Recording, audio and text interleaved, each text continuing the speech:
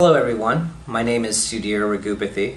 I'm here with Betsy Merkel of iOpen to share with you information regarding research and frameworks and work that I've been doing toward positive change for our community and for our city and for our region. So I wanted to go through some of the action areas in which I work, first of all, to facilitate a sustainable future, to help generate positive change in our community and help you understand what that really means to me, and also stress that I'm a co-creative and inclusive individual regarding any of these frameworks. First of all, one of my foremost passions is sustainable community development. So that means taking a holistic approach, in my opinion, to uplift systems and to energize systems, and to realize that everything in life is a system. So what we want to do is to look at a holistic framework that I developed 5 years ago that simply defines a holistic view of any system. Those key pieces that make up that framework are arts, education, environment, economy, health, and technology. If you picture those 6 spheres in a circle, you would have a holistic representation of quality of life and the opportunity to effect positive change and community development. That would happen because within each of those domains, you would want to advance progress. You would want to identify the key players and stakeholders within each of those possibly previously siloed spheres. As you facilitate connectedness within those spheres, and then ultimately between these spheres, you are really affecting a greater degree, if you will, of aggregate quality of life and place. So it's a very fundamental and simple model, taking that KISS philosophy, keep it simple, stupid, and I think it's can be very powerful if it's approached the right way, and it's iteratively cycled through and looked at as a process rather than just a simple structure. So that's a very passionate model, a model that I'm very passionate about.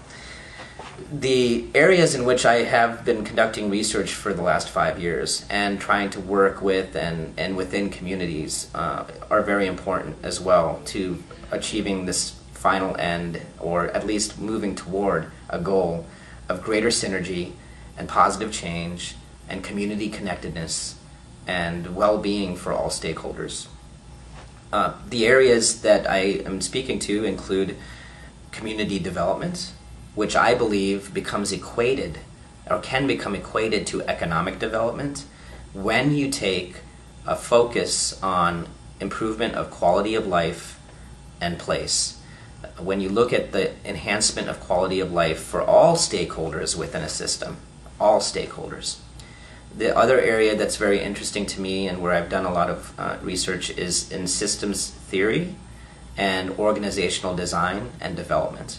So I've developed frameworks and models that are inclusive and can be enriched by any client or individual or community that help affect synergy building and community development, help embrace values like transparency, accountability, information sharing, trust building.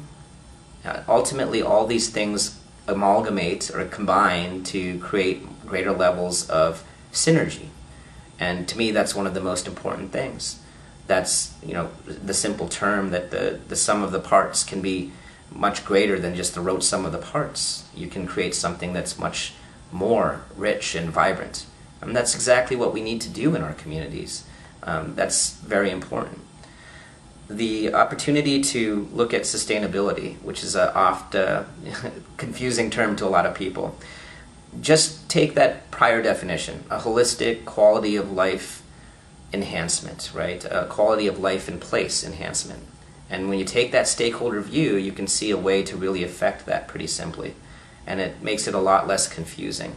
I think the Brundtland definition still applies, of course, and that simply says that we need to meet the needs of the present generation in such a way that doesn't compromise future generations' ability to meet those needs. That's a paraphrase, but essentially that's what that means.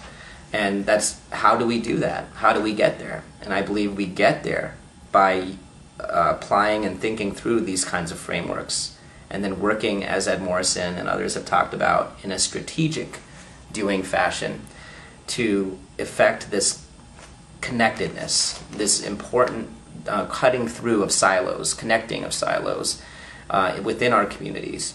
If you take very simply and look at our community, our civic space in these 4 domains, a model I presented years ago as well, you would take those domains as looking as government, education, nonprofit, and for-profit sectors. And historically, these siloed sectors have kept information within those sectors. It hasn't proliferated between the sectors. The best thing that we could do, and what we would hope to do, is to look at that opportunity to cross those sectors and to look at projects in our communities as collaborative opportunities that include stakeholders from each of those domains. So we have examples of that in our community we can point to. The example that comes to mind, just one example, is in University Circle where I live. You see collaboration starting to develop between the Cleveland Museum of Natural History, the my alma mater, Case Western Reserve University, Business as an Agent of World Benefit, my former advisor, still my mentor, David Cooper-Ryder's entity, and then other for-profit entities that are included and care about positive change, like Fairmont Minerals, some of the other green businesses in our community, that sort of thing. So you really look at and see that this kind of thing that's been called for a long time seems to be happening. We seem to be experiencing a shift toward these kinds of things, and it sort of validates some of these frameworks, which is good to see. Essentially, the next thing to really talk about then is, how do we co-create what our future is going to be? That's something that I wanted to speak to as well. I think it's something that we're in a time where many of us understand as stakeholders that how we collectively, the mindset that we collectively take as a community will help us essentially manifest the outcomes that we want to derive. The more positive of an approach we take, which speaks to appreciative inquiry yet again, and also the more the sort of way that we envision a framework, the way we envision connectedness, the way we envision openness to connecting. All of that's very important. It's the way that you cultivate in a community a receptiveness, if you will, to this. There have been various efforts by the city to try to do this sort of thing. We've seen Cleveland Plus and Positively Cleveland, and that's all well and good. I think that we still need more enrichment of the process and understanding it as a process that should be ongoing and iterative if need be. I really look at this whole development process as a spiral, and David has spoken to this as well. So you can have an upward progress up the spiral of community development, or you can have a downward spiral, and I think it's very important to find a way that moves us collectively as one system up the spiral of development. That would take a concerted approach. It would take a holistic approach that I spoke to before. So if I come back full circle to the 6-sphere model, very simple model, you're talking to arts, education, economy, health, environment, and technology. Most people don't really include technology in the sustainability framework or looking at it. It's very important. Technology is very important for a number of reasons. Some of the most important of those reasons include the transparency that technology can bring. It includes the proliferation of dissemination of information, the information sharing ability that technology provides. If you look at the progress that folks like George Nemeth, Tom Mulready have effected through the use of social media, Facebook and Twitter, to name a few, websites, web blogs, all of those things have helped create a number of effects in organizational development. Technology has always served to sort of flatten organizations.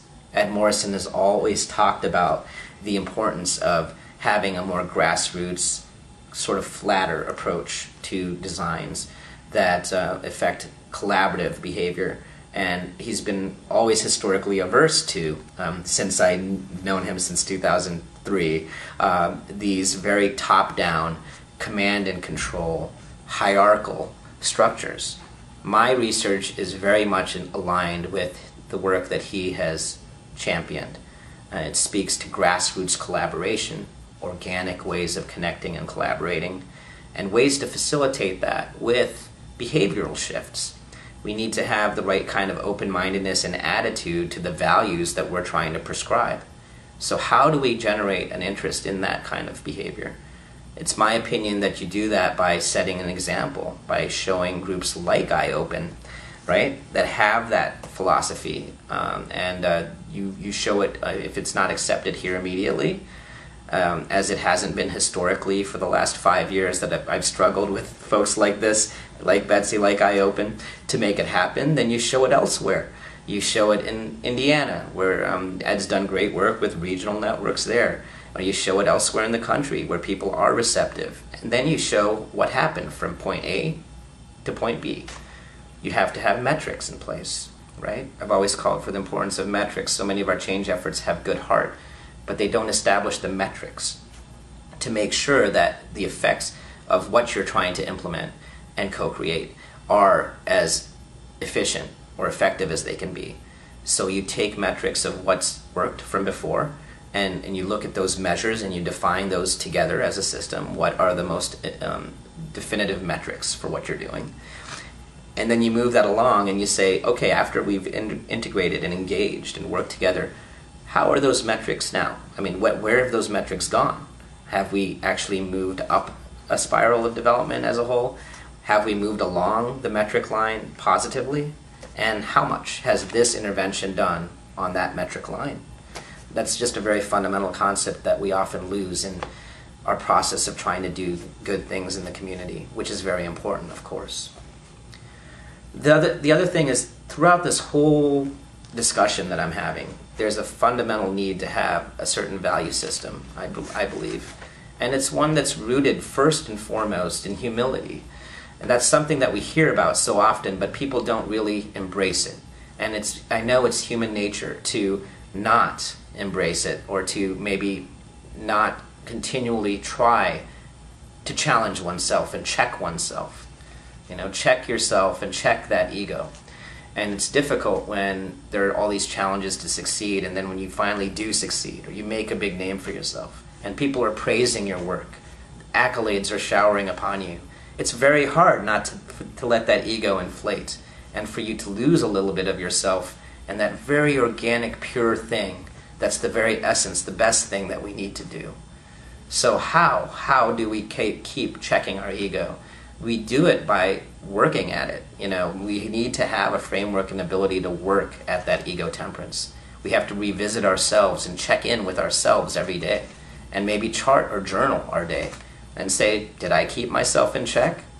Did I maintain a humility? You know, and how well did I do that? So these are things that speak very fundamentally to the very essential way we need to be as people. And then that's from the systems perspective. You would start from the person level outward and think of concentric circles of opportunity. So in the very person level, the human level, you need to be in a good place. This I've learned very personally. You need to have a whole, rich understanding of yourself, of your abilities, and essentially a respect for yourself, essentially a compassion for yourself. Because what I've learned is you aren't going to be able to, in this spiritual philosophy, if you will, of selfless service, help meaningfully as many people if you aren't able to protect and serve yourself too. And service to others does serve the self. I've learned that. So self-preservation is necessary, especially in this climate, in this city, in this place.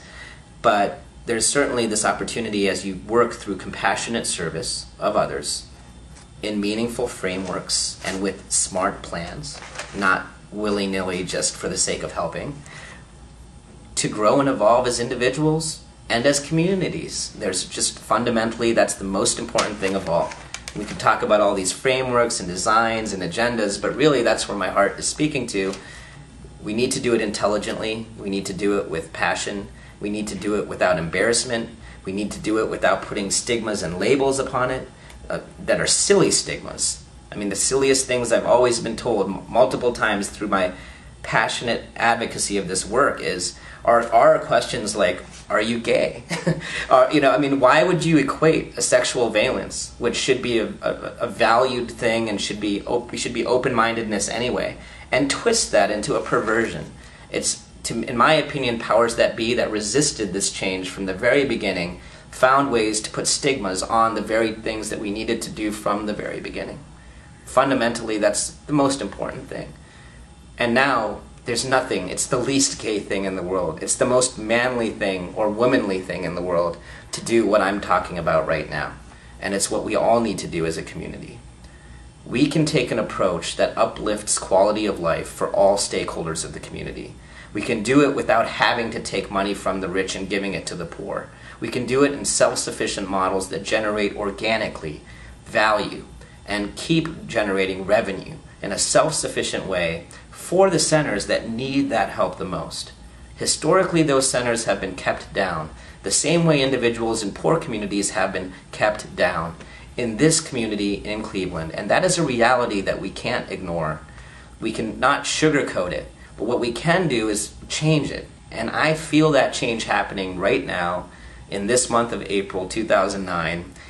There is a shift happening. We need to keep it going. We need to be collaborative. We need to work together.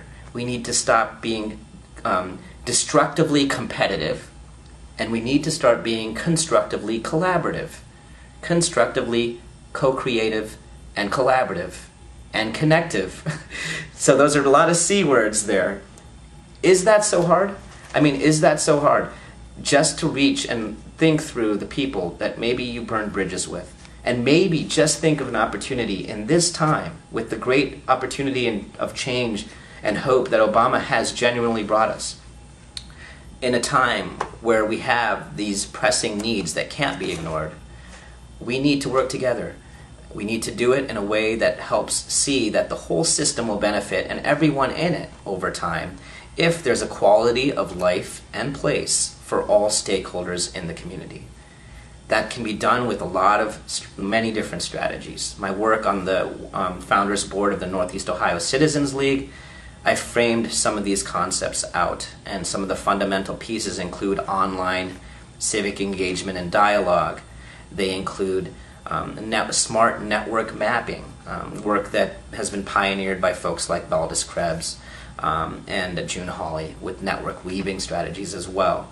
But knowing the lay of the land, fundamentally, knowing who are all the players in the four domains I spoke to: for-profit, non-profit, educational, government. Who are all the main stakeholders in those sectors? What are their core competencies? What are their needs? How do we meet those needs together as a community in win-win fashion? Win-win. We can leverage complementary assets in such a way that mitigate risk and cost to any partners that engage in that process. You know, we leverage those complementary assets and we align strengths, as Peter Drucker, management guru, has said, and David Cooper-Ryder has long supported. We can align our strengths in such a way to make our deficiencies irrelevant. It's a very important statement, an alignment of strengths that make our deficiencies irrelevant. And there are ways to do that. The best ways to do that are to co-create together, to create together under a frame of equity, a frame of inclusiveness, a frame of collaboration.